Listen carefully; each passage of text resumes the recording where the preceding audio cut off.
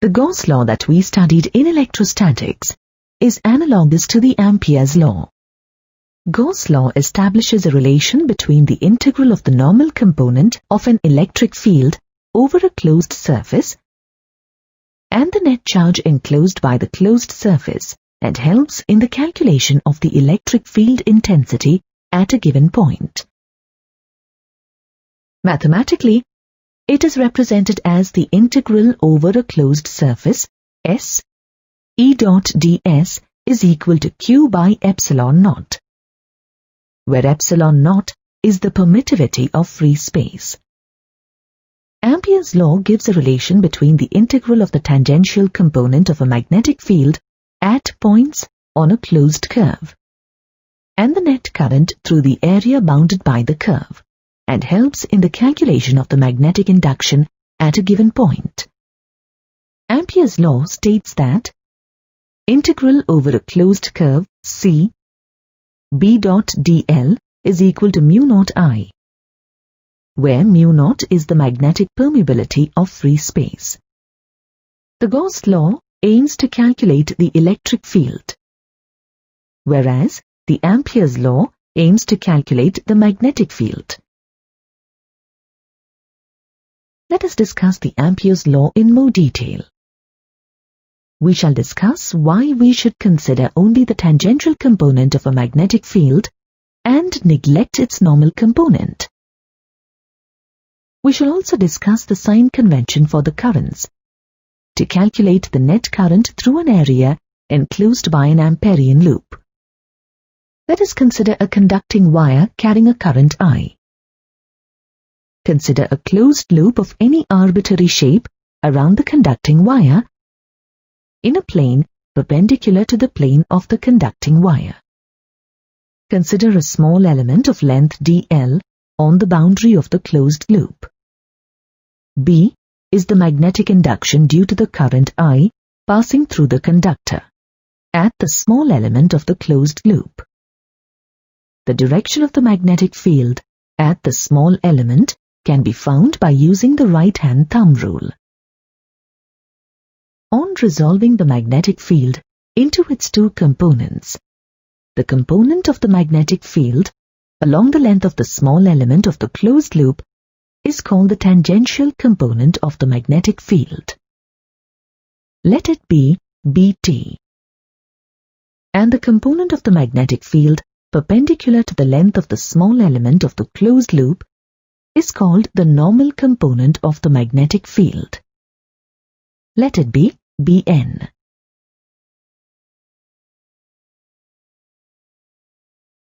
The scalar product of the tangential component of the magnetic field and the length of the small element of the closed loop is Bt dot dl is equal to Bt dl cos theta. Since the angle theta between the tangential component of the magnetic field and the length of the small element of the closed loop is 0 degrees and cos 0 is equal to 1, Bt dot dl is equal to Bt dl. The scalar product of the normal component of the magnetic field and the length of the small element of the closed loop is Bn dot dl is equal to Bn dl cos theta. Since the angle theta between the normal component of the magnetic field and the length of the small element of the closed loop is 90 degrees and cos 90 is equal to 0, Bn dot dl is equal to 0. Hence, the normal component of the magnetic field can be ignored.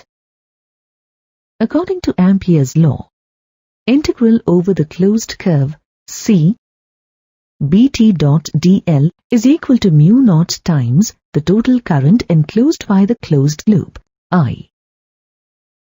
That is, integral over the closed curve C Bt dl is equal to mu naught times I. This closed curve is called the Amperian loop. While using Ampere's law, sign conventions are also involved. Giving an arrow mark on the arbitrary shape of the curve assigns a sense to the curve. Now we shall discuss the rules to assign sign to the direction of a current in an Amperian loop. Let us consider multiple current-carrying conductors enclosed by an Amperian loop. Using the right-hand thumb rule, we can assign signs to these currents depending on the direction of their flow. Curl the fingers of the right hand along the arrow mark on the curve. Then, the currents along the direction of the stretched thumb are considered as positive, and the currents in the direction opposite to that of the stretched thumb are considered as negative. In this example, the currents I1, I3, and I5 are positive, and the currents I2 and I4 are negative. Let us now derive the expression for magnetic induction due to an infinite long straight current carrying conductor. Using Ampere's law. Consider an infinite long straight conductor carrying a current I. The magnetic field around the current carrying conductor is in the shape of circular loops. Consider an Amperian loop around the conductor in the shape of a circle. Let R be the radius of the Amperian loop. Consider a small element, dl, on the Amperian loop. The magnetic induction, B, at the small element of the Amperian loop, due to the current passing through the conductor, is tangential to the small element of the Amperian loop. We know that the scalar product of magnetic induction and the length of the small element of the Amperian loop, B dot dl, is equal to B dl cos theta. Since the magnetic field and the length of the small element of the Amperian loop are in the same direction, the angle between them is 0 degrees. Cos 0 is equal to 1. Therefore, B dot dl is equal to B dl. Let this be equation 1. According to Ampere's law, integral over the closed curve C, B dot dl is equal to mu naught I. On substituting equation 1 in the Ampere's law, we get integral over the closed curve C, B dl is equal to mu naught I. Let this be equation 2. Since the perpendicular distance r from the conductor to the periphery of the Amperian loop is constant, the magnetic induction B at every point on the boundary of the Amperian loop is constant. Then, equation 2 can be written as B into integral over the closed curve C, dl is equal to mu naught I. Let this be equation 3. The integral over the closed curve C, dl is equal to the total length of the Amperian loop, which is equal to the circumference of the circle. That is, integral over the closed curve C, dl is equal to 2 pi r. Let this be equation 4. Substituting equation 4 in equation 3, we get B into 2 pi r is equal to mu naught I. Then, B is equal to mu naught I by 2 pi r. Let this be equation 5. Thus, the magnetic induction at a distance r from the infinite straight current carrying conductor, B is equal to mu naught I by 2 pi r. Even if the conductor is infinitely long, the magnetic induction due to the conducting wire is finite. The magnetic induction is directly proportional to the current passing through the conducting wire. That is, B is directly proportional to I. The magnetic induction is also inversely proportional to the distance from the conducting wire. That is, B is inversely proportional to R. For a constant current, the magnetic field depends on R and possesses cylindrical symmetry. As the magnitude of the magnetic induction at every point on each concentric circular loop is constant. The direction of the magnetic field can be determined by using the right-hand thumb rule. Imagine a straight conducting wire held in your right hand. Stretch the thumb in the direction of the current. The curl of the fingers around the conductor represent the direction of the magnetic field.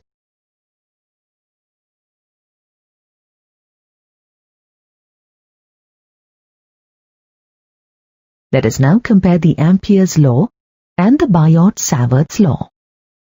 The Ampere's law and the Biot-Savart's law help us to calculate the magnetic field due to the current passing through a conductor. The Biot-Savart's law is similar to Coulomb's law for electrostatics. According to the Coulomb's law, electric field strength at a point due to a charge is inversely proportional to the square of the distance from the charge to the point, that is, E is inversely proportional to R square. According to the Biot-Savart's law, the magnetic induction at a point due to the current-carrying conductor is inversely proportional to the square of the distance from the conductor to the point. That is, B is inversely proportional to R square. The Ampere's law is similar to the Gauss law for electrostatics. According to the Gauss law, integral over the closed surface S E dot ds is equal to Q by epsilon naught. According to the Ampere's law, integral over the closed curve C B dot dl is equal to mu naught I. Only when the symmetry of the situation allows us to take B outside the integral B dot dl, we can calculate the magnetic induction using the Ampere's law. It offers the most convenient way of calculating the magnetic induction, like in the case of a straight current carrying conductor. Otherwise, we have to apply the Biot-Savart's law to calculate the magnetic induction, like in the case of a circular current carrying conductor or of any shape. Now, let us discuss the application of Ampere's law to calculate the magnetic induction at a point inside and outside a straight current carrying conductor. Let us consider a straight conductor of uniform circular cross-section with radius A, carrying a current I, which is uniformly distributed across the cross-section. Let us consider the direction of the current as coming out from the plane of the screen. Let us consider a point P outside the conducting wire at a distance R from the center of the cross-section of the wire. Consider an Amperian loop in the shape of a circle, concentric with the cross-section of the wire and having radius R, such that R is greater than A. The current enclosed by the Amperian loop is I, and the total length of the Amperian loop is equal to 2 pi R. That is, integral over the closed curve C dl is equal to 2 pi R. Let this be equation 6. From Ampere's circuital law, integral over the closed curve C B dot dl is equal to mu naught I. Let this be equation 7. Since the magnetic field at any point on the Amperian loop is in the direction of the tangent to the Amperian loop at that point, B dot dl can be written as BDL. Then, equation 7 can be written as integral over the closed curve C BDL is equal to mu naught I. Let this be equation 8. The magnetic induction at every point on the Amperian loop is constant. Then, B into integral over the closed curve C dl is equal to mu naught I. Let this be equation 9. Substituting equation 6 in equation 9, we arrive at the relation B into 2 pi R is equal to mu naught I. On rearranging the terms, we get the magnetic induction at the point P due to the current carrying wire B is equal to mu naught I by 2 pi r. Let this be equation 10. When the current passing through the conductor is constant, B is inversely proportional to R.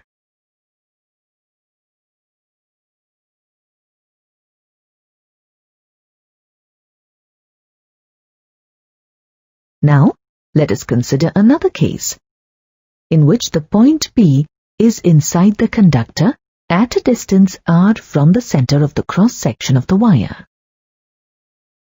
Consider an Amperian loop in the shape of a circle, concentric with the cross-section of the wire and having radius r such that r is less than a. Total length of the Amperian loop is equal to 2 pi r. That is, integral over the closed curve C dl is equal to 2 pi r. Let this be equation 11. The steady current passing through the conductor is I. Then the current distribution per unit area of cross-section of the conductor is equal to I by pi a square, where a is the radius of the conducting wire. Let this be equation 12. Then the total current enclosed by the Amperian loop, IE, is equal to I by pi a square into pi r square, where r is the radius of the Amperian loop. Let this be equation 13. From Ampere's law, integral over the closed curve C, B dot dl is equal to mu naught IE, where IE is the current enclosed by the Amperian loop. Let this be equation 14. Since the magnetic field at any point on the Amperian loop is in the direction of the tangent to the Amperian loop at that point, B dot dl can be written as B dl. Then, equation 14 can be written as integral over the closed curve C B dl is equal to mu naught IE. Let this be equation 15. The magnetic induction at every point on the Amperian loop is constant. Then, B into integral over the closed curve C dl is equal to mu naught IE. Let this be equation 16. Substituting equations 11 and 13 in equation 16, we get B into 2 pi r is equal to mu naught into I by pi a square into pi r square. On further simplification, we get B is equal to mu naught IR by pi a square. This equation shows that for all points where r is less than a, the magnetic induction B is directly proportional to r.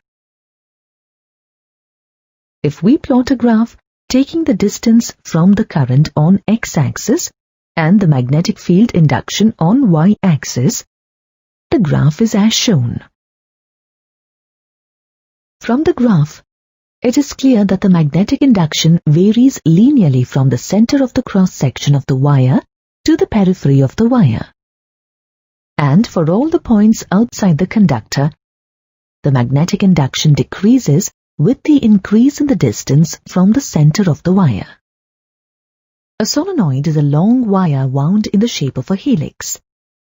The solenoid is coated with insulated material such that the adjacent loops are insulated from each other.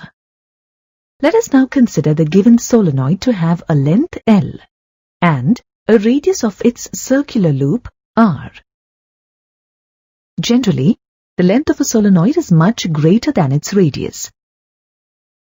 That is, L is much greater than R. Now let I be the current passing through the solenoid. This current-carrying solenoid produces a magnetic field. This can be easily understood by considering the field due to the individual circular loops.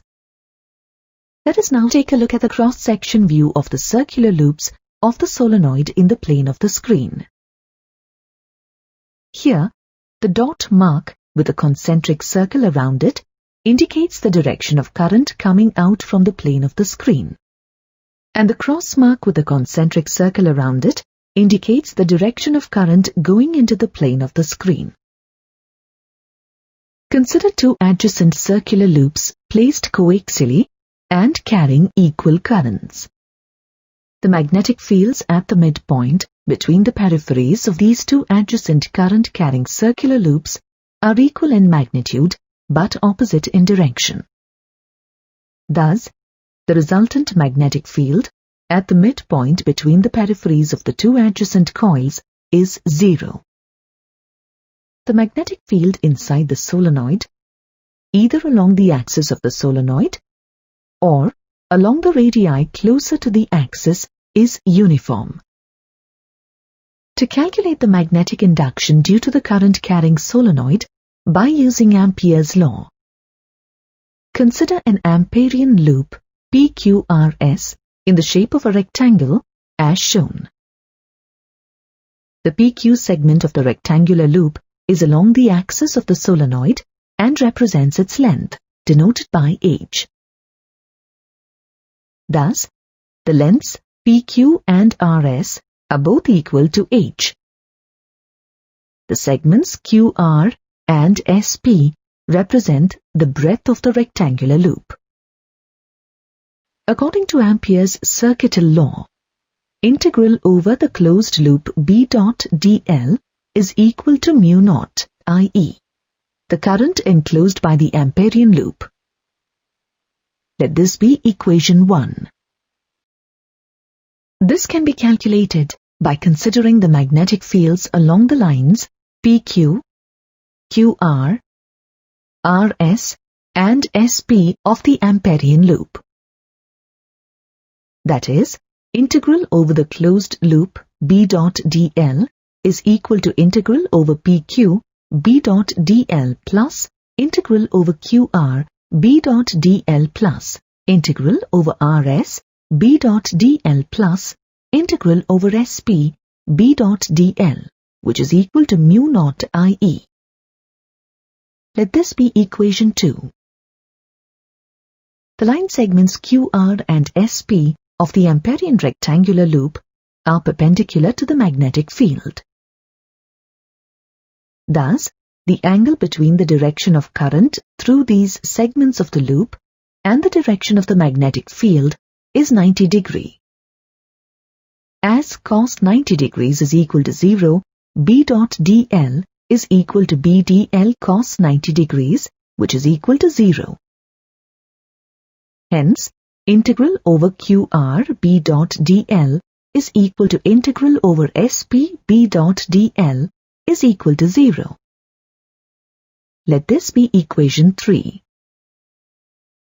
The magnetic induction outside the solenoid is very less, and it becomes almost 0 as we move away from the solenoid. Hence, the magnetic induction outside the solenoid is assumed to be 0.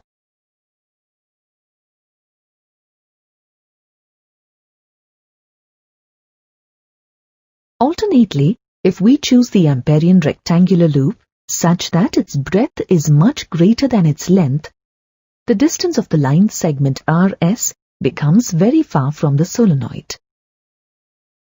Hence, the magnetic induction due to the solenoid at the segment RS is 0. Thus, integral over RS B dot dl is also equal to 0. Let this be equation 4. On substituting the equations 3 and 4 in the equation 2, we get integral over PQ B dot dl is equal to mu naught IE. Inside the solenoid, the line segment PQ of the loop is parallel to the magnetic field due to the solenoid.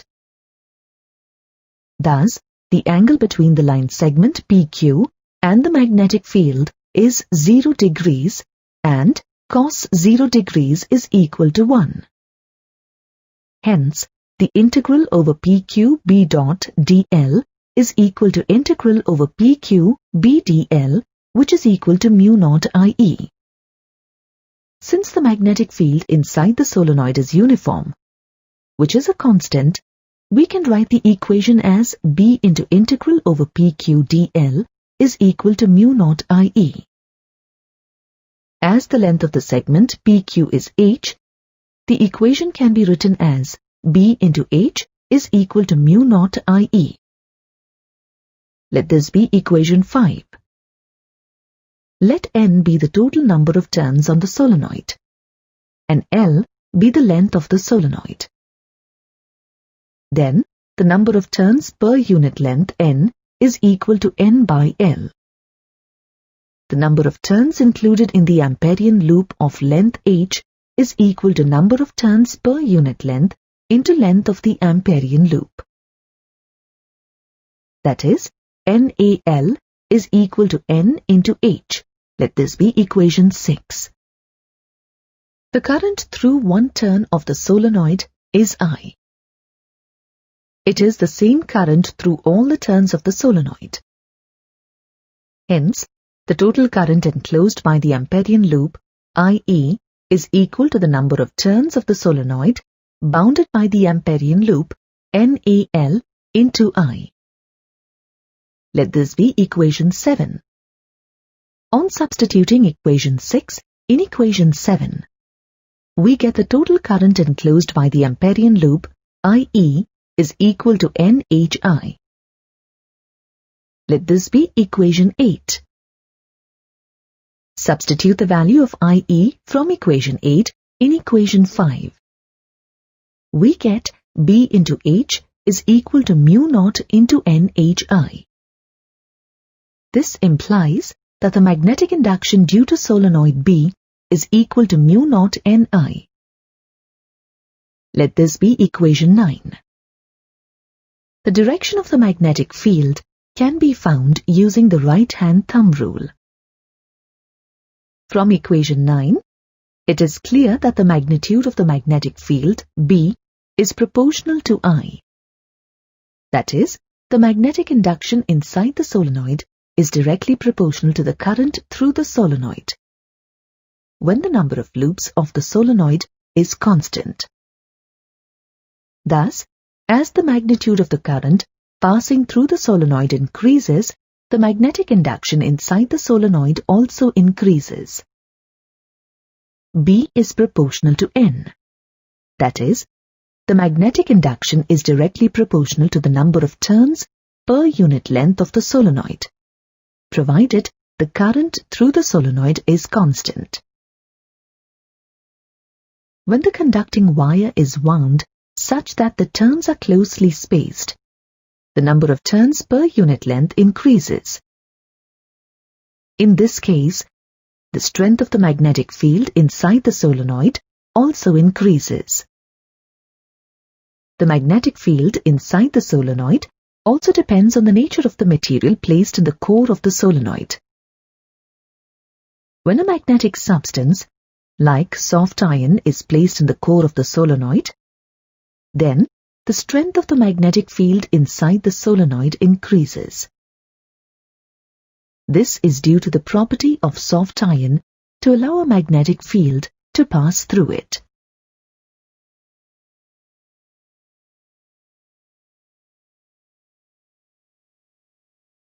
Now let us discuss the application of Ampere's circuital law in the case of a toroid. A toroid is a hollow circular ring on which a large number of turns of an insulated conducting wire are closely wound. In other words, a toroid is a solenoid bent in a circular shape. Let I be the current passing through the toroid. For convenience, we ignore the ends of the wire of the toroid through which the current enters and leaves the coil, and consider the toroid wire as continuous without any endpoints. To calculate the magnetic induction due to the current-carrying toroid, let us consider 3 concentric circular Amperian loops, represented by 1, 2, and 3 around the toroid as shown, with their centers at the center of the toroid. The area enclosed by loop 1 lies in the interior open space of the toroid. Hence, it does not cut any turn of the toroid. The periphery of the area enclosed by loop 2 passes through the inside of the toroid such that each turn of the toroid is cut by the area of loop 2 once. On the other hand, the area bound by loop 3 extends over to the exterior space of the toroid. Hence, the area bound by loop 3 cuts each turn of the toroid twice. Let R1, R2, and R3 be the radii of the 3 Amperian circular loops respectively. Let B1, B2, and B3 be the magnetic inductions due to currents I1, I2, and I3 enclosed by the Amperian loops 1, 2, and 3 respectively. Consider the Amperian loop 1. According to Ampere's circuital law, integral over the closed loop 1 B1 dot dl is equal to mu naught I1. As the area bound by loop 1 does not cut any turn of the toroid, the net current enclosed by the Amperian loop 1 is I1 is equal to 0. Then, integral over the closed loop 1 B1 dot dl is equal to mu naught into 0. Hence, the magnetic induction due to the current enclosed by the Amperian loop 1 B1 is equal to 0. Now consider the Amperian loop 3. According to Ampere's law, integral over the closed loop 3 B3 dot dl is equal to mu naught I3. As the area bound by loop 3 cuts each turn of the toroid twice, each outer part of the turn in loop 3 has a corresponding inner part turn in the loop. Hence, the amount of current coming out from the plane of the screen is equal to the amount of current entering into the plane of the screen. Thus, the net current enclosed by loop 3 is equal to 0. Then, the integral over the closed loop 3 B3 dot dl is equal to mu naught into 0. Hence, the magnetic induction due to the current enclosed by the Amperian loop 3 B3 is equal to 0. Now consider the Amperian loop 2. According to Ampere's law, integral over the closed loop 2 B2 dot dl is equal to mu naught I2. For simplicity, let us assume that the radius of the Amperian loop 2 as R and magnetic induction B2 as B. Thus, the equation for the integral over the closed loop 2 is modified to B dot dl is equal to mu naught I2. In the core of the toroid, the length dl of the infinitesimal segment of the Amperian loop is in the direction of the magnetic field. Hence, the angle between them is 0. As cos 0 is 1, we get B dot dl equal to B dl cos 0, which is equal to B dl. Since the magnitude of the magnetic induction is constant inside the toroid, this equation can be represented as B integral over the closed loop 2 dl is equal to mu naught I2. The total length of the Amperian loop 2 is its circumference, which is equal to 2 pi r. Thus, B into 2 pi r is equal to mu naught I2. Let n be the total number of turns in the toroid. Therefore, the total current enclosed by the Amperian loop 2, I2, is equal to Ni. Substituting the value of I2 in the expression and simplifying, we get the magnetic induction due to the current carrying toroid B is equal to mu naught Ni by 2 pi r. Note that the magnetic induction is inversely proportional to the radius of the toroid, provided the other quantities in the expression are constant. That is, as the radius of the toroid increases, the magnetic induction decreases. Magnetic induction is directly proportional to the current passing through the toroid, when the other quantities in the expression are constant. Hence, as the current passing through the toroid increases, the magnetic induction increases. Magnetic induction is directly proportional to the number of turns of the toroid when the other quantities in the expression are constant. If we increase the number of turns per unit length of the toroid by winding the turns closer to each other, the magnetic induction due to the toroid also increases. Let us consider a straight current-carrying conductor, XY, of infinite length. And like any current-carrying conductor, it produces a magnetic field around it. Now we introduce another straight current-carrying conductor, PQ, of infinite length above XY. This new conductor is in the external magnetic field of the conductor XY such that PQ is parallel to XY. Now, we will notice that due to the external magnetic field of the conductor XY, the conductor PQ experiences a magnetic force. This implies that there will also be a force on XY due to PQ in accordance with Newton's third law. From this, we can understand that two straight parallel current-carrying conductors placed close to each other exert force on each other, because they lie in the magnetic fields produced by one another. Now let us find the force of attraction between the conductors carrying currents in the same direction. Let us first find the force exerted by conductor XY on conductor PQ. Let the currents passing through the two straight conductors XY and PQ be I1 and I2 respectively. Let the current through both the conductors be in the same direction. Let D be the distance between them.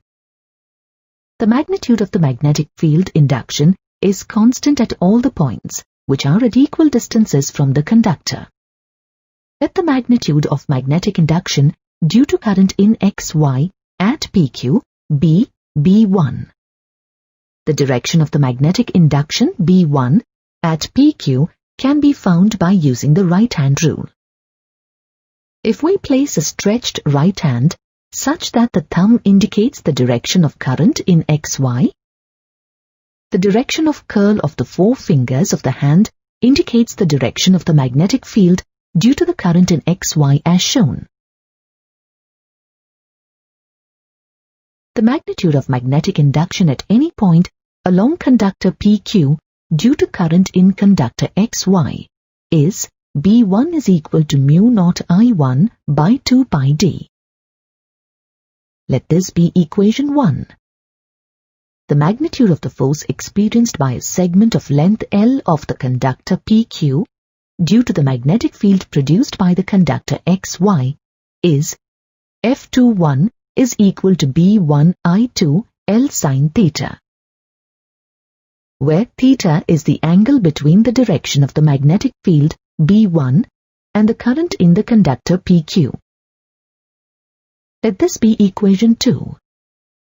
Here, theta is equal to 90 degrees and sin 90 is equal to 1. Therefore, the force acting on the segment of the conductor PQ of length L due to the conductor XY is equal to F21 is equal to B1 I2L. Let this be equation 3.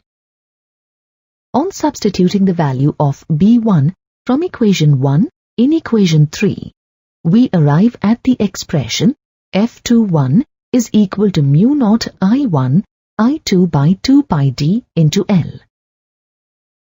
Let this be equation 4. The direction of the force experienced by conductor PQ due to the magnetic field produced by the conductor XY can be found using Fleming's left-hand rule.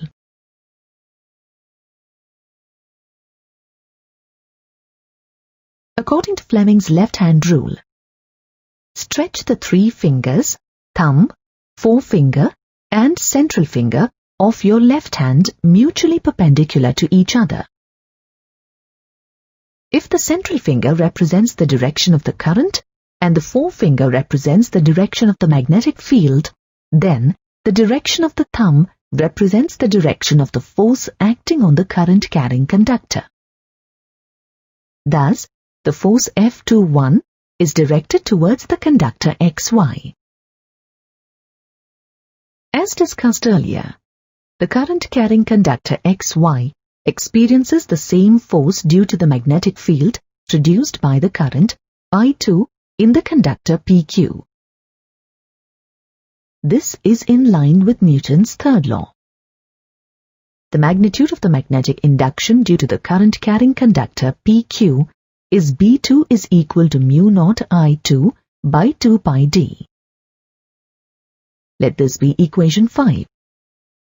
The direction of the magnetic induction due to current I2 through PQ can be found by the right-hand rule. The magnitude of the force acting on the segment conductor XY of length L due to the magnetic field produced by the current through conductor PQ is F12 is equal to B2I1L, which is equal to mu naught I1 I2 by 2 pi d into L. Let this be equation 6.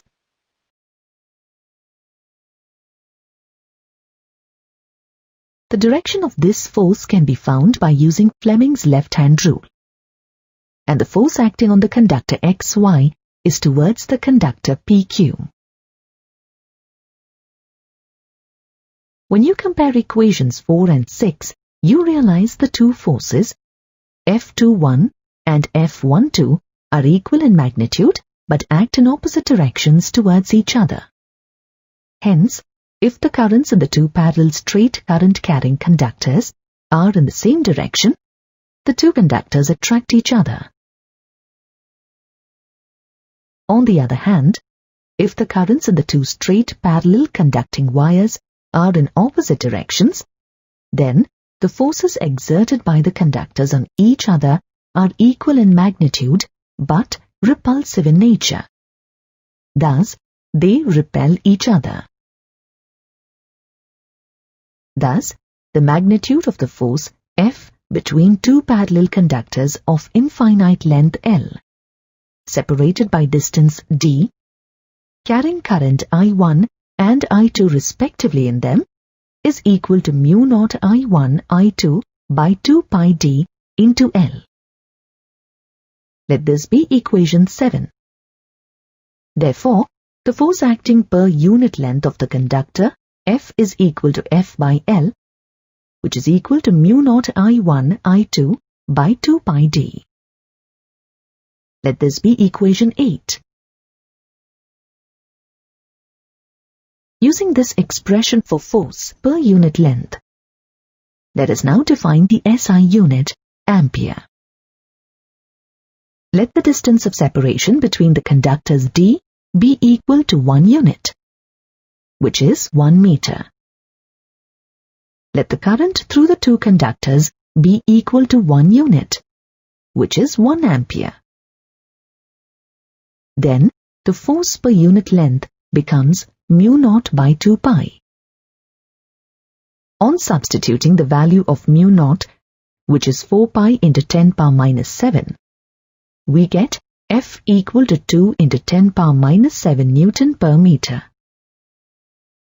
Thus, if two straight parallel conductors of infinite length, separated by a distance of 1 meter in vacuum, exert a force of 2 into 10 power minus 7 Newton per meter on each other, then the current passing through each conductor is said to be 1 ampere. The SI unit of charge is also defined from the unit of current. If a constant current of 1 ampere passes through the cross-section of a conductor in 1 second, then the charge passing through it is said to be 1 coulomb. Practically, it is not possible to demonstrate the force between the two current-carrying conductors we discussed, as the effects of magnetism are generally smaller than the effects of electricity.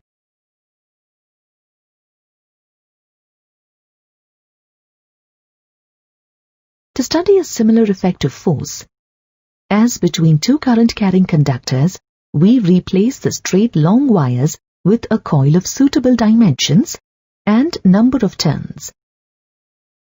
We refer to this as Roget's spiral.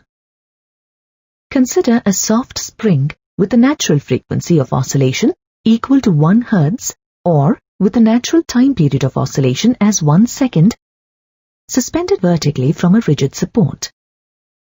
Take some mercury in a bowl and place it exactly below the suspended spring in such a way that the lower end of the spring is just in contact with the surface of the mercury.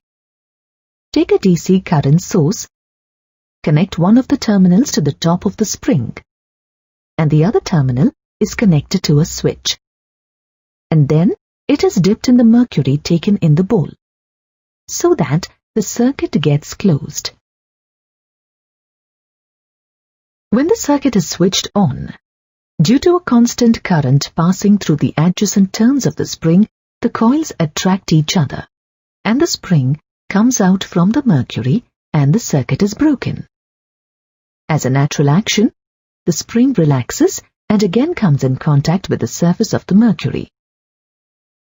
Then the circuit gets closed and again the adjacent loops attract due to the current in the coil. The force of attraction between two adjacent loops in the coil is similar to the force of attraction between two parallel current-carrying conductors, when the direction of current through them is the same. While doing this activity, we should take care to keep the face away from the mercury vapors, because mercury vapors are poisonous. We know that a current-carrying circular loop produces a magnetic field. This magnetic field is similar to the magnetic field due to a magnetic dipole. This magnetic field is also similar to the electric field due to an electric dipole. Now, let us study the magnetic induction at a point on the axis of the circular current-carrying loop and compare it with the magnetic induction at a point on the axial line of a magnetic dipole. Let us compare this magnetic field with the electric field strength at a point on the axial line of an electric dipole. We have learnt earlier that the magnitude of the net magnetic induction at a point on the axis of the circular loop, at a distance x from the center of the circular loop, BA is equal to mu naught IR square by 2 into R square plus X square whole power 3 by 2. Let this be equation 1. The direction of the field is along the axis of the circular loop. When the distance from the center of the loop to the point P is far greater than the radius of the circular loop, that is, x is far greater than r, the term r square in the denominator may be neglected. Now the equation 1 is transformed to BA is equal to mu naught IR square by 2x cube. On multiplying with pi in the numerator and the denominator, we get BA is equal to mu naught by 2 pi into I into pi r square by x cube. We know that the area of a circular loop A is equal to pi r square. On substituting A for pi r square in the equation, the magnetic induction can now be written as BA is equal to mu naught by 2 pi into IA by x cube. We have learnt earlier that magnetic moment of a current-carrying loop is the product of the current passing through the loop and area of the loop, that is, M is equal to IA. On substituting the magnetic moment, we get the magnetic induction at the point P on the axis of the circular current loop, BA is equal to mu naught by 2 pi into M by x cube. By multiplying with 2 in the numerator and the denominator, we can write the magnetic induction at a point P on the axis of the circular loop as BA is equal to mu naught by 4 pi into 2M by x cube. Let this be equation 2. Now, let us compare the magnetic induction along the axial line of the circular current loop with the field strengths of the magnetic dipole and the electric dipole at points along their axial lines. We know that the magnetic induction along the axis of the circular current loop, BA, is equal to mu naught by 4 pi into 2M by x cube. We know that the magnetic induction at a point P on the axial line, at a distance x from the center of magnetic dipole, BA is equal to mu naught by 4 pi into 2M by x cube, where M is the magnetic moment of the dipole. We also know that the electric field intensity at a point P on the axial line at a distance x from the center of electric dipole, EA, is equal to 1 by 4 pi epsilon naught into 2 PE by x cube, where PE is the moment for the electric dipole. Let this be equation 3. The magnetic induction at a point P on the axis of a circular current loop is exactly the same as the magnetic induction at a point P on the axial line of a magnetic dipole. Compare equations 2 and 3 to notice that mu naught is analogous to 1 by epsilon naught. This depends on the medium where the electric dipole or the magnetic dipole is placed. M is analogous to PE. That is, the magnetic dipole moment is similar to the electric dipole moment. Also, BA is similar to EA. That is, the magnetic induction is similar to the electric field intensity. Now let us compare the magnetic induction at a point on the equatorial line of a magnetic dipole with the electric field strength on the equatorial line of an electric dipole. Using the comparison, let us arrive at an expression for magnetic induction at a distant point on the plane of a current-carrying circular loop. We know that the electric field intensity on the equatorial line of an electric dipole at a point which is at a distance x from the center of the electric dipole, EE, is equal to 1 by 4 pi epsilon naught into PE by x cube.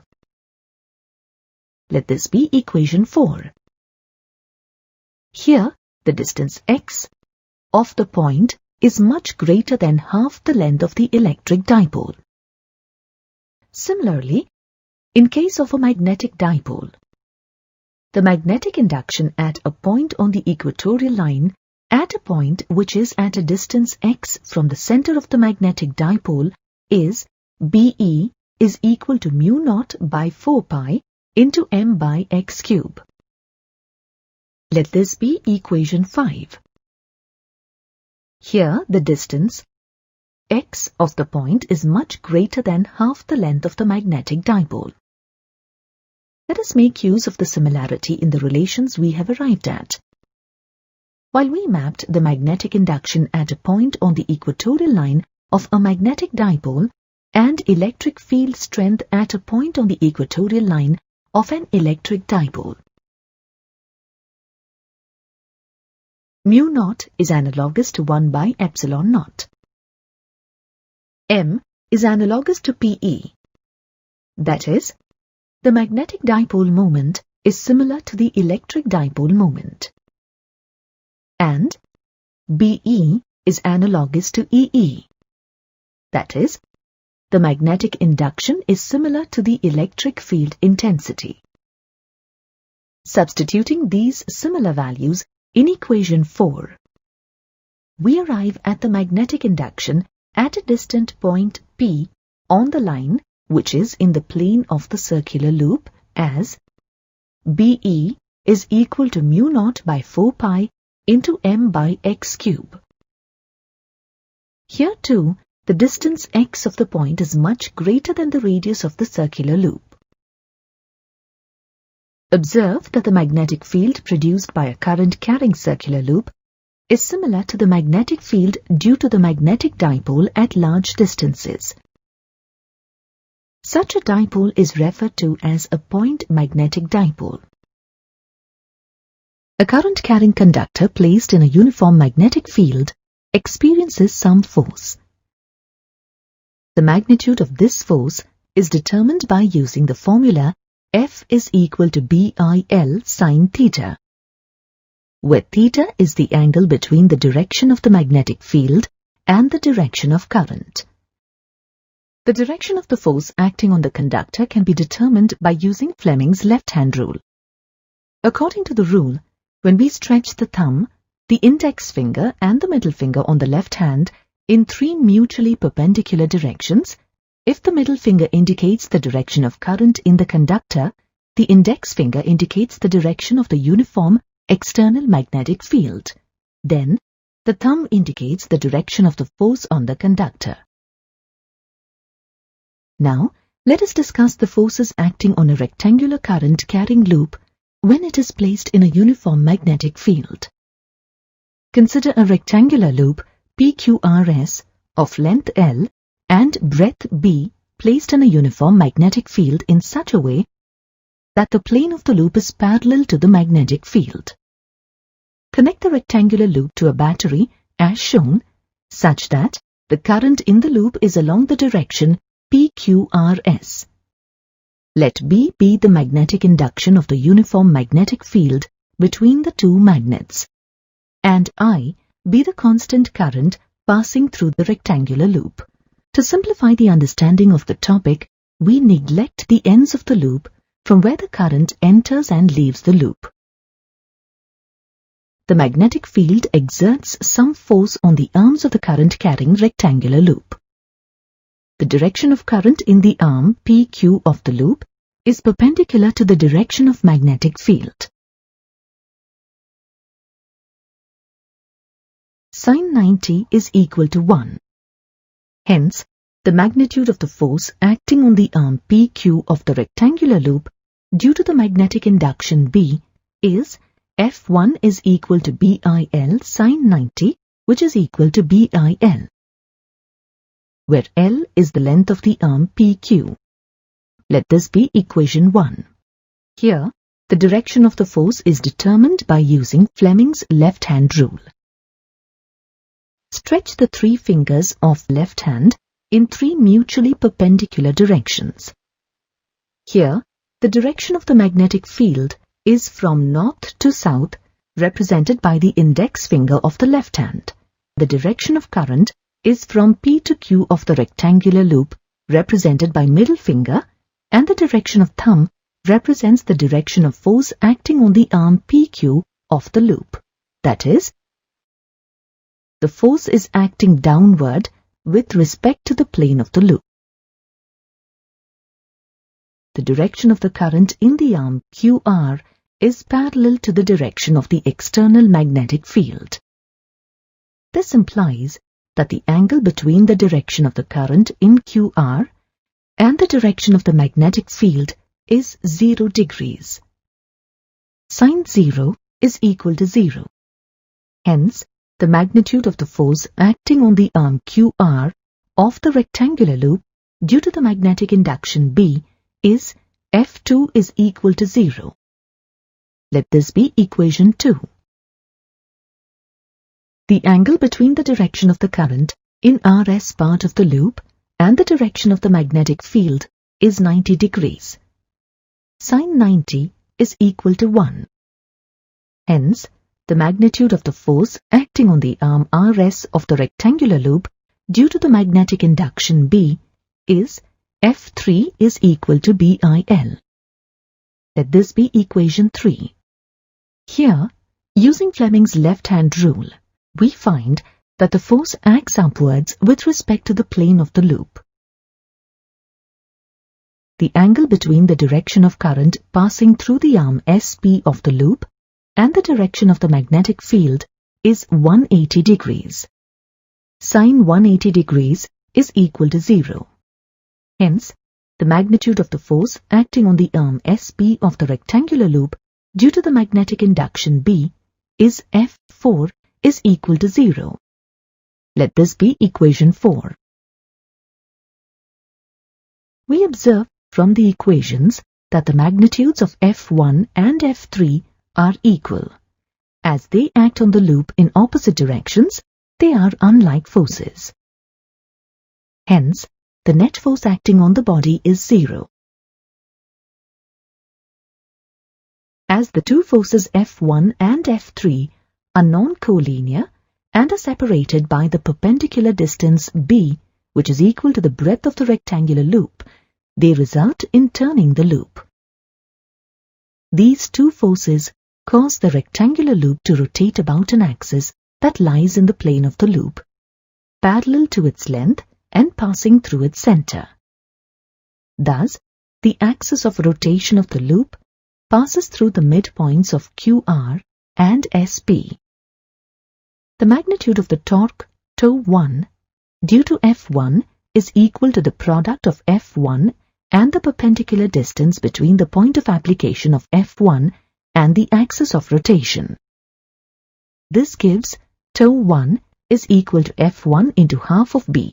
Similarly, the magnitude of torque τ3 due to F3 is equal to F3 into half of B.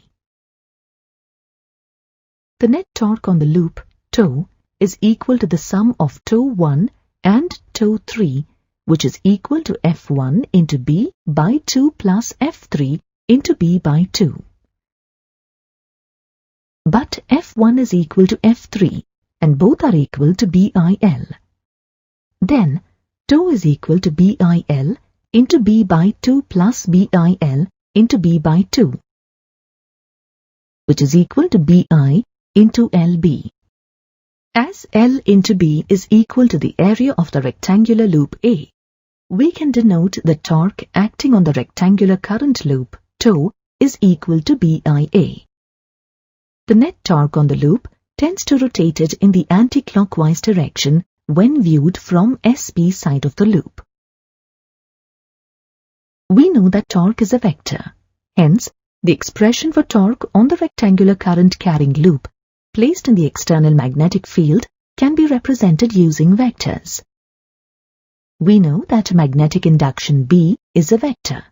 We now assume another vector A called the area vector. The direction of the area vector is given by right-hand rule. If the right hand is stretched and the four fingers of the hand curl in the direction of the current in the loop, then the thumb, which is extended out, indicates the direction of the area vector. Hence, the direction of the area vector in this case points into the loop when we observe it from top, such that the current in the loop is in the clockwise direction. If theta is the angle between the two vectors, then the torque on the loop is given by the cross product IA cross B, whose magnitude is equal to IAB sin theta. We now define a new vector, magnetic moment, denoted by M, which is equal to the product of I and A. Thus, the direction of M is the same as that of the area vector and its SI unit is ampere meter square. Hence, torque on the current-carrying rectangular loop is given by the expression τ is equal to M cross B, and hence, the magnitude of the torque on the loop is given by MB sin theta. In this case, the angle between the magnetic moment and the magnetic induction is 90 degrees. As sin 90 is equal to 1, the torque on the loop is the maximum. Now let us consider another case where the magnetic moment makes an angle theta other than 90 degrees with the direction of the magnetic field. That is, the angle between the directions of the area vector and the magnetic field is other than 90 degrees. When the current passes through the rectangular loop, the magnetic field exerts some force on the sides of the rectangular loop as discussed earlier. Here too, the angle between the direction of current through PQ and the direction of magnetic field is 90 degrees. Hence, the force acting on the arm PQ of the rectangular loop due to the magnetic induction B is F1' is equal to BIL. Let this be equation 5. Here, using Fleming's left-hand rule, we find that the force acts downwards in a direction perpendicular to the plane containing B and I. In the case of arm QR, the length of the arm QR is not perpendicular to the direction of the magnetic field. Area vector makes an angle theta with the magnetic field. Hence, the angle between the magnetic field and the current through QR is 90 minus theta. Then, the force on QR, part of the loop due to the magnetic field, is F2' is equal to BIB sin 90 minus theta, which is equal to BIB cos theta.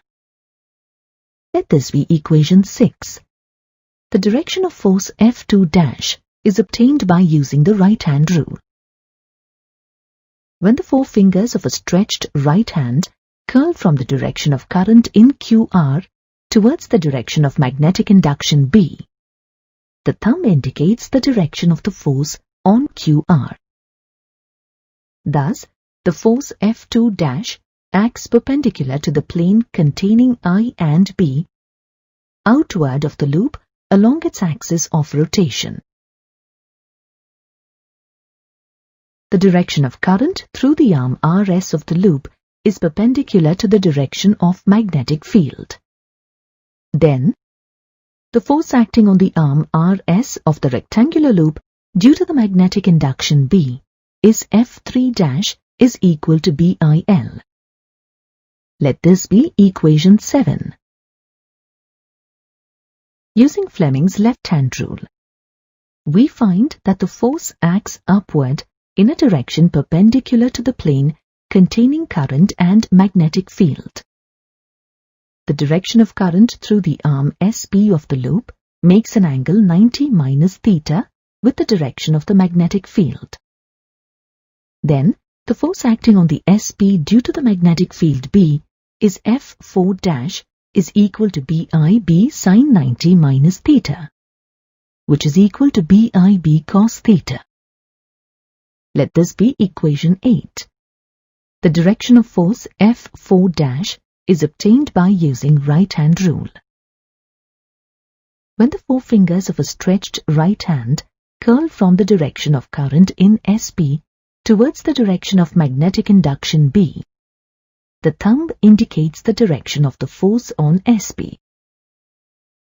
Thus, the force F4' acts perpendicular to the plane containing I and B outward of the loop along its axis of rotation.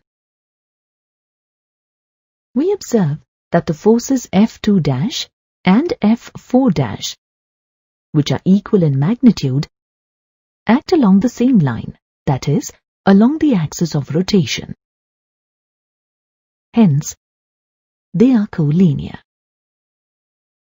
But they are unlike as they act in directions opposite to each other. Hence, these two forces cancel each other and their resultant is 0. Thus, these two forces do not constitute torque. On the other hand, the forces F1' and F3', which are equal in magnitude, act in opposite directions to each other and are not collinear. Therefore, the resultant of these two forces constitutes torque on the loop. The net torque acting on the loop tends to rotate it in the anti-clockwise direction when viewed from PS. The magnitude of torque due to F1' is equal to the product of force and perpendicular distance between F1' and the axis of rotation of the loop.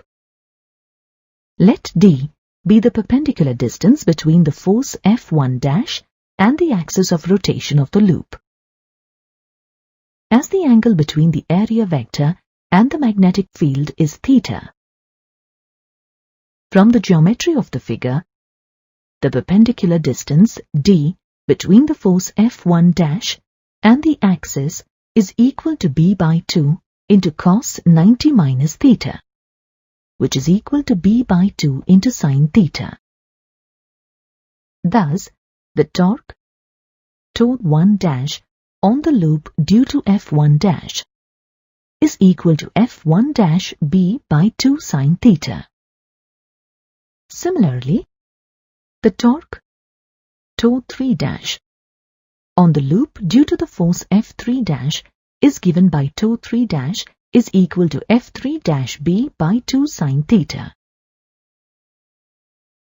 Hence, the net torque T' on the loop is given by the sum of T1' and T3'.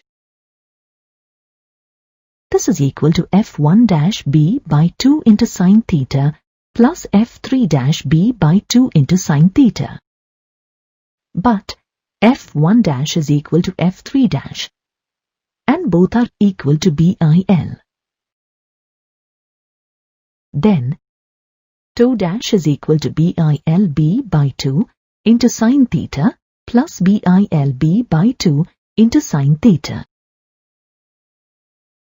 Replacing L into B with area of the loop A, the torque on the loop T' is equal to BIA sin theta. So far, we have learnt about the torque on a current-carrying rectangular loop placed in an external uniform magnetic field, in the case where the area vector makes an angle other than 90 degrees with the direction of the magnetic field. On rotation of the loop about its axis, due to the torque on it, if the angle theta tends to 0, perpendicular distance between the forces tends to 0, and this results in 0 torque on the loop.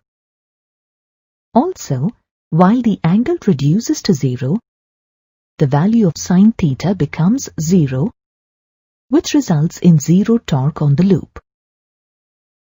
We know that, according to Bohr's atomic model, electrons in an atom revolve around the nucleus in circular orbits.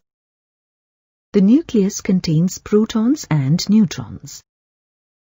Protons are positively charged particles, whereas neutrons do not carry any charge.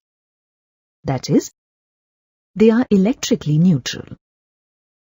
Thus, the net charge of the nucleus is positive. Electrons revolve around the nucleus in circular orbits due to the electrostatic force between the electrons in the orbits and the protons in the nucleus. Consider an electron with a charge -e revolving around the nucleus in an orbit of radius r. The charge of the nucleus is Ze, where Z is the atomic number of the element under consideration.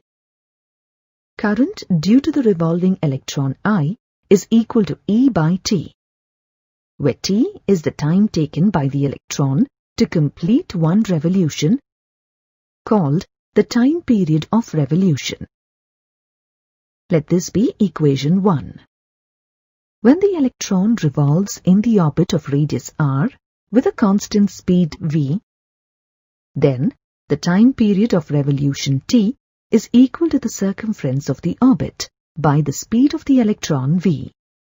The circumference of the orbit of radius r is equal to 2 pi r. Hence, T is equal to 2 pi r by V. Let this be equation 2. Substitute equation 2 in equation 1 to arrive at the relation I is equal to EV by 2 pi r. Let this be equation 3. We know that the magnitude of the magnetic moment M of a current-carrying loop is equal to the product of the current and the area of the loop. That is, M is equal to IA. At the atomic level, electrons or any charged particles moving in uniform circular paths have a magnetic dipole moment which is called the orbital magnetic moment. It is denoted by the Greek letter μL.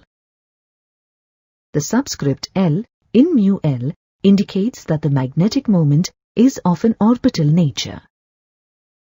Thus, the magnetic moment of the orbiting electron, μL, is equal to the product of the current I and the area of the orbit A. Let this be equation 4. The area of the orbit A is equal to pi r square. Let this be equation 5.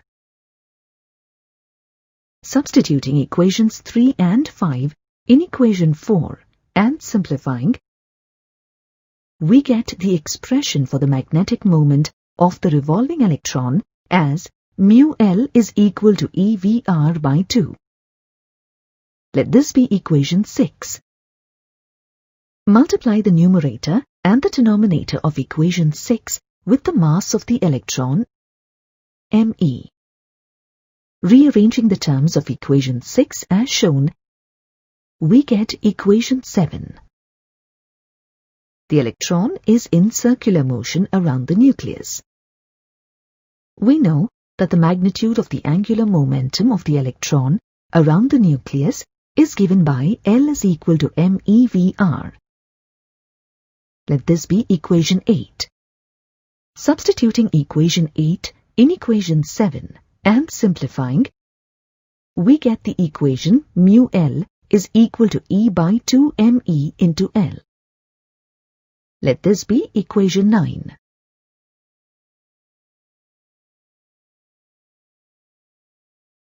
In general, the magnetic moment associated with any charged particle having charge Q, mass m, and moving in uniform circular motion is called orbital magnetic moment. It is given by the expression μL is equal to Q by 2m into L, where L is the angular momentum of the charged particle. We know that the direction of the conventional current is opposite to the direction of the motion of electrons. In general, we refer to this conventional current as the electric current. Now, by using the right-hand thumb rule, we can find the direction of the magnetic momentum of the electrons. Curl the fingers of your stretched right hand along the direction of the current. The thumb then indicates the direction of the magnetic momentum. On the other hand, if we need to find the direction of the angular momentum of the electron, we use the right-hand rule again.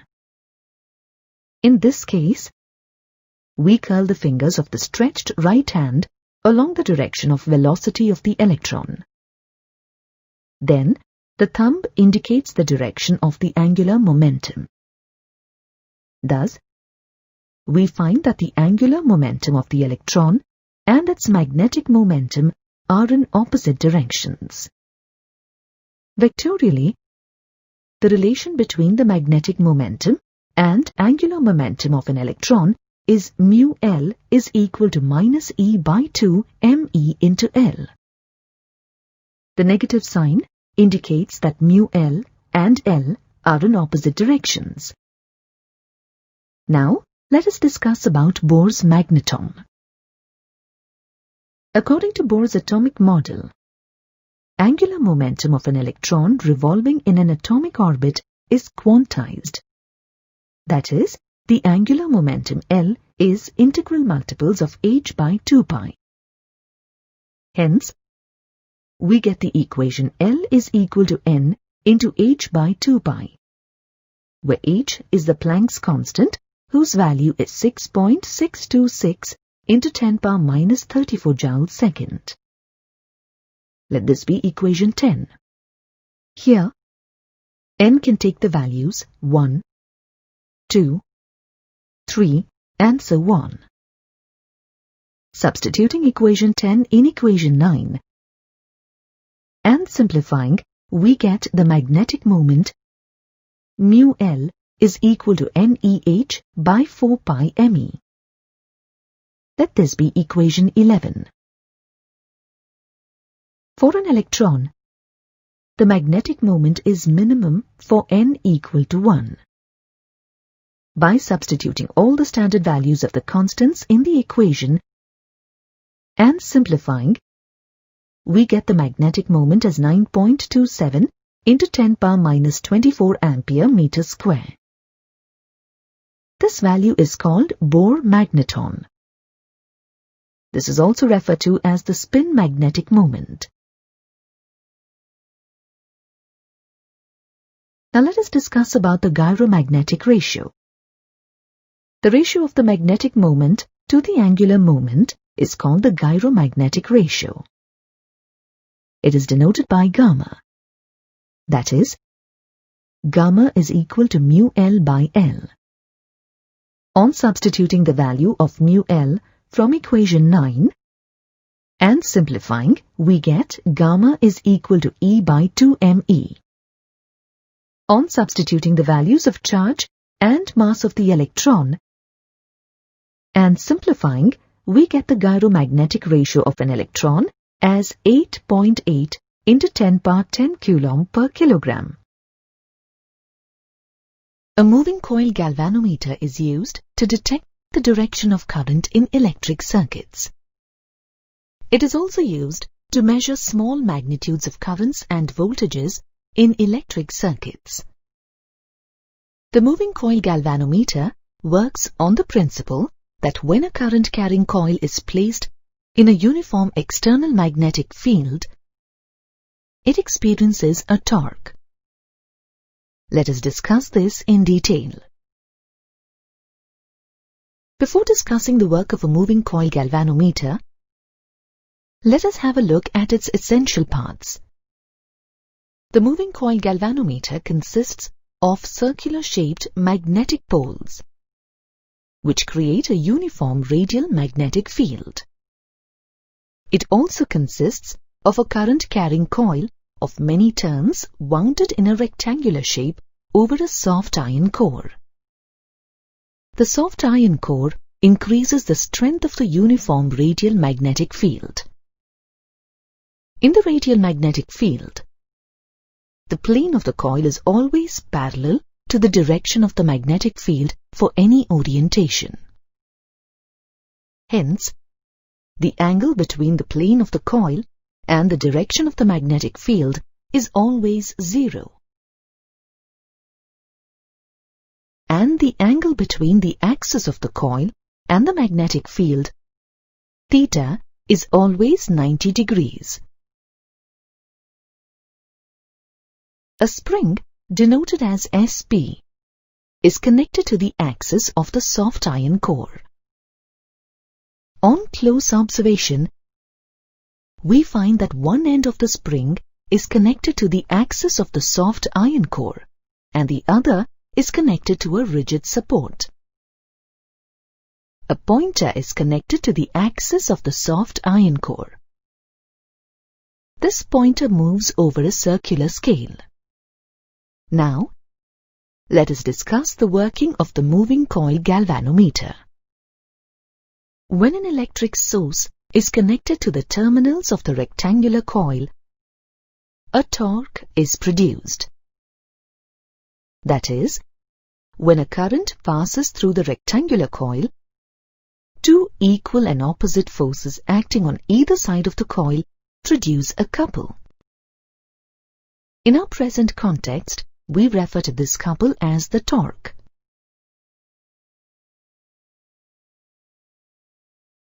As you learnt earlier, the torque acting on the coil toe is equal to BIAN sin theta, where theta is the angle between the axis of the coil and the magnetic field. Here, theta is 90 degrees. Thus, sin 90 is 1, and we have the deflecting torque acting on the coil, tau, equal to BIAN, where B is the strength of the uniform magnetic field, A is the area of the current carrying coil, N is the number of turns in the coil, and I is the current passing through the coil. Let this be equation 1. This deflecting torque in the coil develops an equal restoring torque in the spring in the direction opposite to that of the deflecting torque. Hence, these two torques are balanced. The restoring torque produced in the spring is tau is equal to k phi, where phi is the deflection shown by the pointer and k is the torsional spring constanter, the torque per unit angle. Let this be equation 2.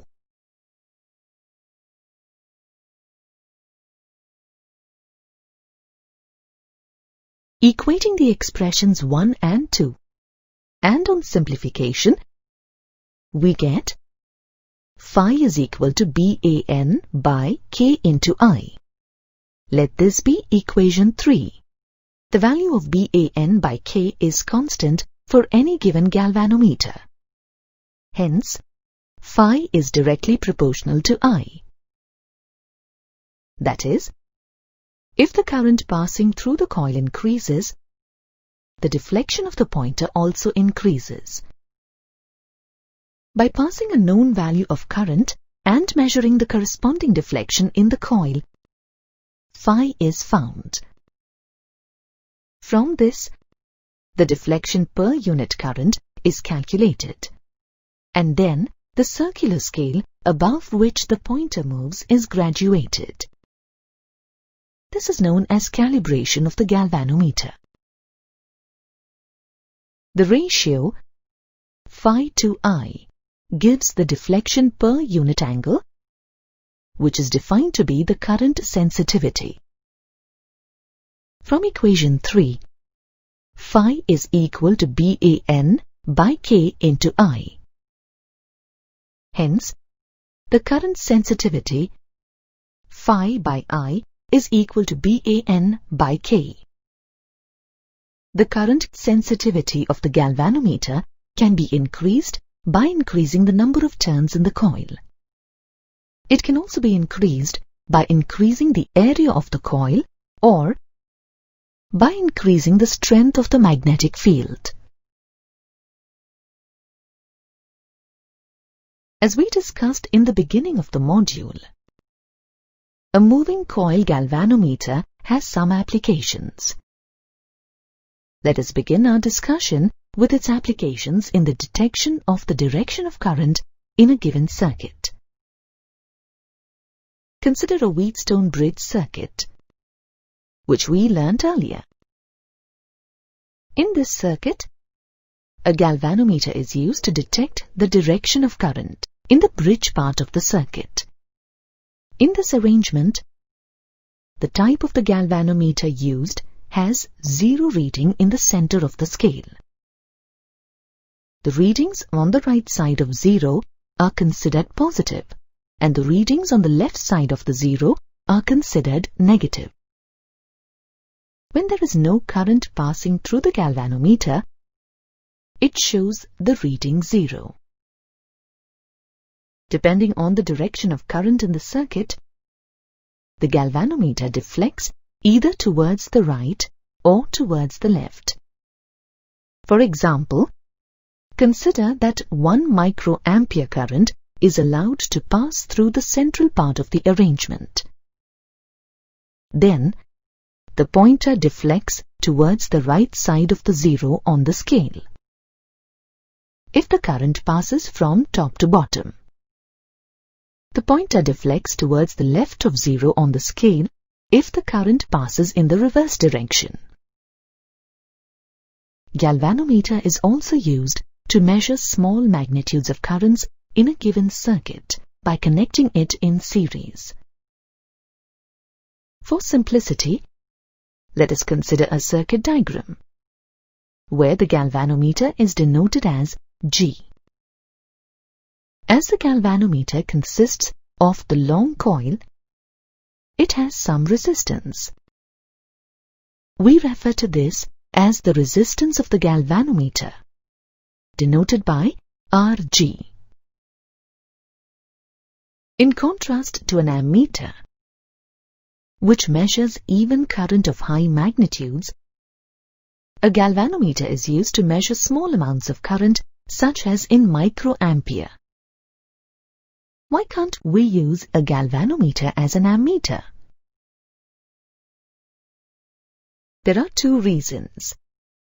First is due to the fact that the galvanometer is a highly sensitive device. The full-scale reading on the galvanometer is in the order of microampere only. And the second is, to measure the currents in electric circuits, the galvanometer has to be connected in series. Due to the resistance of the galvanometer, it can affect the value of current in the circuit when connected. This difficulty can be overcome by connecting a small resistance, Rs, in parallel to the galvanometer. This small resistance is called as the shunt resistance.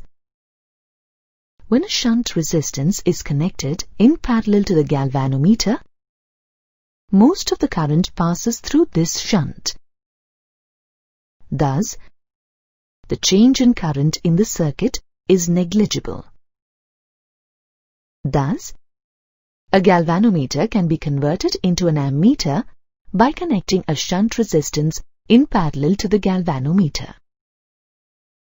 The effective resistance of the galvanometer and the shunt resistance is equal to Rg/Rs by Rg plus Rs.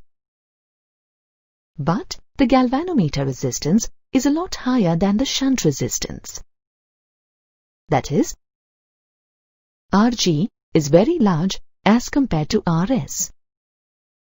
In that case, Rg plus Rs becomes approximately equal to Rg. Hence, the effective resistance becomes approximately equal to Rs. The effective resistance of the galvanometer and the shunt resistance is in series with the resistance of the rest of the circuit. Let the resistance of the rest of the circuit be denoted as Rc. Thus, the effective resistance of the total circuit is equal to Rs plus Rc. But the value of the shunt resistance is a lot lesser than the resistance of the rest of the circuit. That is, Rs is extremely small as compared to Rc.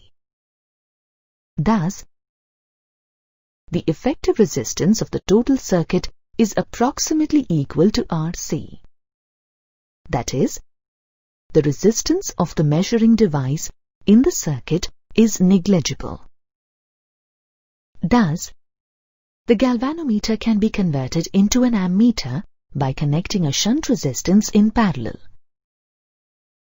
And the scale of this ammeter is calibrated and graduated according to the current sensitivity.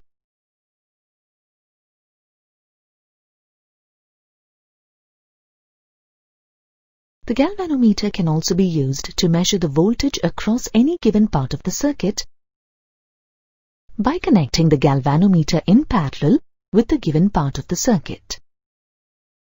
When the galvanometer is connected in parallel, the total current in the circuit divides across the part of the circuit and across the galvanometer. The galvanometer must draw a very small current from the circuit. Otherwise, the original value of the current in the circuit will be altered. In general, the alteration in current due to the measuring device in the circuit must be negligible. It should be less than 1% of the original value. To reduce the alteration in current due to the galvanometer, a large resistance is connected in series to the galvanometer. Let the large resistance be R. R being very much greater than Rg, the current passing through the galvanometer is minimized to less than 1%. Thus, the galvanometer can be converted into voltmeter by connecting a large resistance in series with the galvanometer. The effective resistance of the galvanometer and the large resistance is equal to R plus Rg. As the resistance R is very much greater than the resistance of the galvanometer, Rg, the effective resistance is approximately equal to R. Hence, a galvanometer can be converted into a voltmeter by connecting a large resistance in series. The voltmeter is calibrated and graduated on the scale according to the voltage sensitivity. Voltage sensitivity of the voltmeter is defined as the deflection per unit voltage, denoted as phi by V. From equation 3, phi is equal to BAN by K into I. Divide with voltage V on both sides. Phi by V is equal to BAN by K into I by V. From Ohm's law, V is equal to IR. Then, I by V is equal to 1 by R. Then, the voltage sensitivity, phi by V, is equal to BAN by K into 1 by R. In the case of the conversion of a galvanometer into voltmeter, an increase in the current sensitivity, which is the ratio of phi to I, does not increase the voltage sensitivity. Let us look at this in detail. Suppose the number of turns in the coil of a galvanometer is doubled, that is, N becomes 2N. By substituting 2N in place of N and on simplification, we get the new value of phi by I as 2 phi by I. That is, the current sensitivity is doubled. We know that the resistance of a wire is directly proportional to its length. As the number of turns in the galvanometer coil is doubled, length of the wire in the coil is also doubled. Thus, N becomes 2N, which implies L becomes 2L. Thus, the effective resistance R becomes 2R. By substituting 2N and 2R in place of N and R respectively, we observe that the new value of phi by V remains the same. That is, by increasing the number of turns, current sensitivity can be increased, but the voltage sensitivity remains the same.